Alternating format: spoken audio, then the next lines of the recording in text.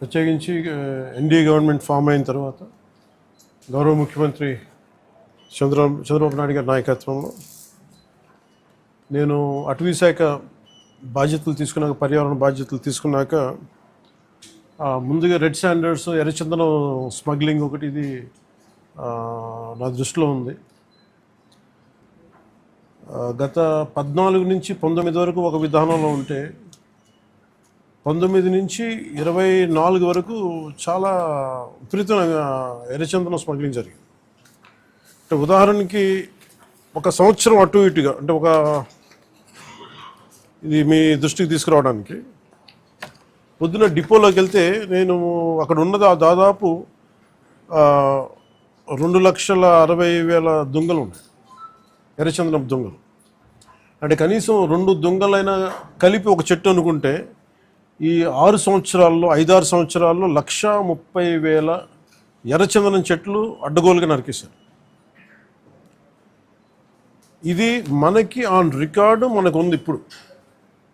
So నేను మిగతా అధికారులందరితో మాట్లాడుతున్నప్పుడు దీని విలువ ఎంత ఉండొచ్చు అంటే, యాజ్ ఆన్ నౌ మార్కెట్లో ఇప్పుడున్న 40 లక్షల టన్ను అనుకుంటే, మెట్రిక్ టన్ను అనుకుంటే దాదాపు 2,000 కోట్ల నుంచి 5,000 కోట్లు ఇప్పుడు మనకు ఉన్నది.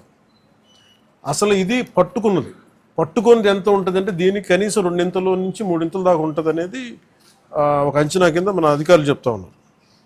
సో దీన్ని బట్టి మీరు అర్థం చేసుకోవచ్చు, ఒక close to 8,000 to 10,000 crores worth ఎర్రచందనం ఇక్కడ స్మగ్లింగ్ చేయబడింది.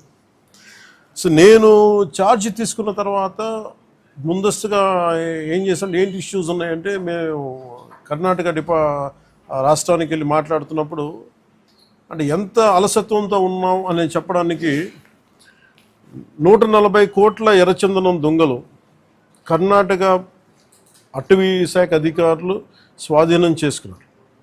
దాన్ని వాళ్ళు అమ్మేశారు.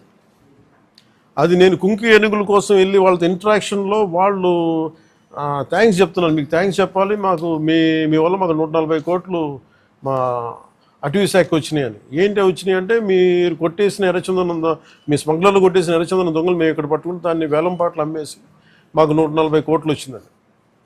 అంటే దీనికి అప్పుడున్న మంత్రులు కానీ ఒక్కరు కూడా బాధ్యత తీసుకోలేదు. ఈరోజు నేను దాన్ని పొలిటికలైజ్ చేయడానికి కూడా పెద్ద ఎక్కువ మాట్లాడే దాని గురించి, ఎందుకంటే జరిగిపోయిన దాని గురించి మనం ఏం చేయలేం, కానీ ఏం కరెక్షన్స్ చేయాలి భవిష్యత్తులో అనే దాని మీద ఉంది.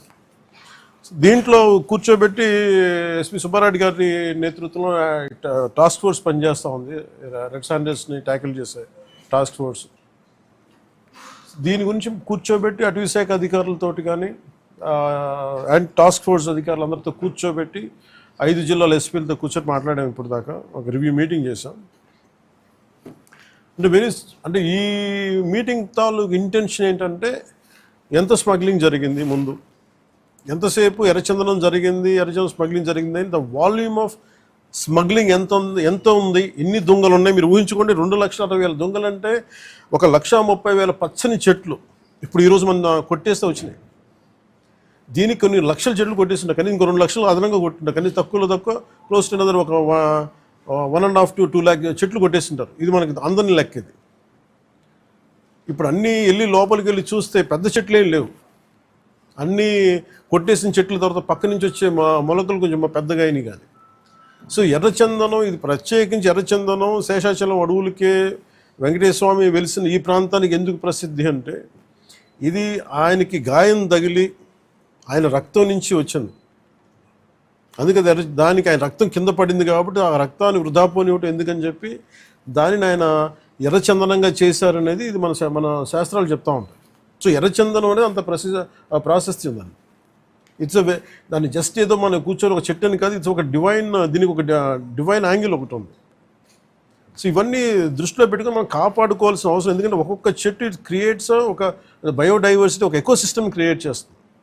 కానీ ఇటు అడ్డగోలుగా వీళ్ళు డబ్బుల కోసం అడ్డగోలు ఖర్చు పెట్టేస్తే, ఇష్టారాజ్యంగా చేస్తే అసలు ఎవరు ఏమీ చేయలేరు అనుకున్నప్పుడు రాగానే గౌరవ ముఖ్యమంత్రి చంద్రబాబు నాయుడు గారు రాగానే మేము ప్రత్యేకించి మేము పట్టుకుని లా అండ్ ఆర్డర్ ఒకటి, రెడ్ శాండర్స్ మటుకు వీ హ్యావ్ టు పెట్టి ఫర్మ్ హోల్డ్ తీసుకోవాలి, ఫర్మ్ స్టాండ్ తీసుకోవాలని నిర్ణయించుకున్నాం. తీసుకున్న తర్వాత మన టాస్క్ ఫోర్స్ని ఏర్పాటు చేయడం జరిగింది. ఆ టాస్క్ ఫోర్స్లో కూడా ఇప్పుడు దాకా నేను ఎప్పుడైతే తమిళనాడు మన కర్ణాటకకి వెళ్ళానో కర్ణాటక అటవీ శాఖ మంత్రి గారిని కానీ గౌరవ ముఖ్యమంత్రి సిద్ధరామయ్య కానీ నేను అడిగింది ఏంటంటే వీళ్ళ స్టేట్ టు స్టేట్ ఒక కోఆపరేషన్ కావాలి, మాకు ఒక అండర్స్టాండింగ్ లేదు, లెటర్ ఆఫ్ అగ్రిమెంట్ లేదు, లెటర్ ఆఫ్ అండర్స్టాండింగ్ లేదు.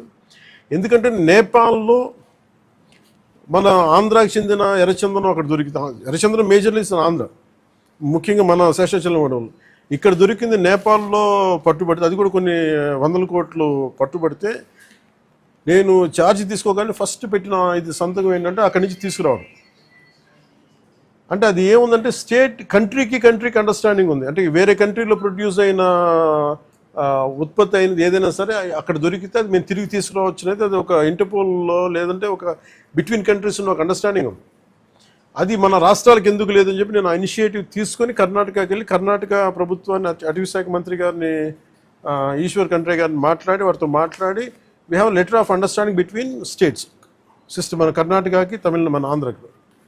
అలాగే మనకి భూపేంద్ర యాదవ్ గారి దగ్గరికి వాళ్ళకి ఏం చెప్పారంటే ఇది మీరు అన్ని స్టేట్స్కి మీరు అప్లై చేయండి మీరు అని ఆ రోజు కోరితే, తర్వాత రిపీటెడ్ మీటింగ్స్ జరిగినాయి, 2-3 మీటింగ్స్ జరిగినాయి. 5 మీటింగ్స్ తర్వాత నౌ అగ్రిమెంట్ అంటే ఏ స్టేట్లో ఆంధ్రప్రదేశ్ తాలూకు ఎర్రచందనం దొరికినా కానీ మనకి ఆ స్టేట్ మనకు తిరిగి అప్పగించేస్తుంది. అది ఎన్డీఏ ప్రభుత్వం తీసుకొచ్చిన initiative. Please subscribe to Leo news for more videos.